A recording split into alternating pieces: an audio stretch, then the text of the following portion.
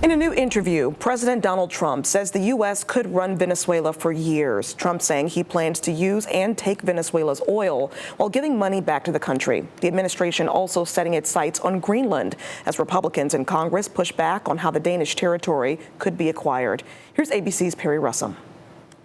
In a new interview with the New York Times, President Trump says he expects the U.S. will be running Venezuela and extracting from its oil reserves for years. Trump saying, "We will rebuild in a very profitable way," adding, "We're going to be using oil and we're going to be taking oil. We're getting oil prices down, and we're going to be giving money to Venezuela, which they desperately need." Trump acknowledging to the Times it will take years to revive the country's neglected oil sector. It's not clear what legal authority the administration is using to commandeer Venezuela's natural resources.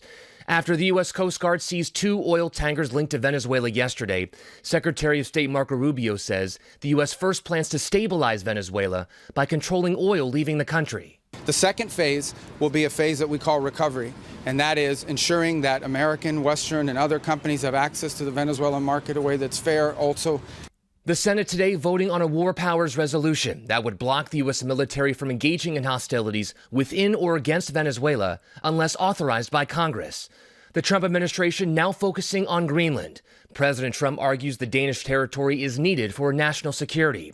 As Secretary Rubio says, President Trump wants to buy Greenland. That's always been the president's intent from the very beginning.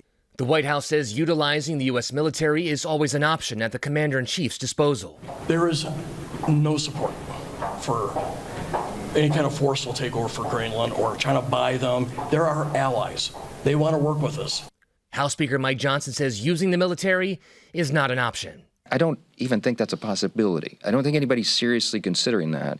And in the Congress, we're certainly not.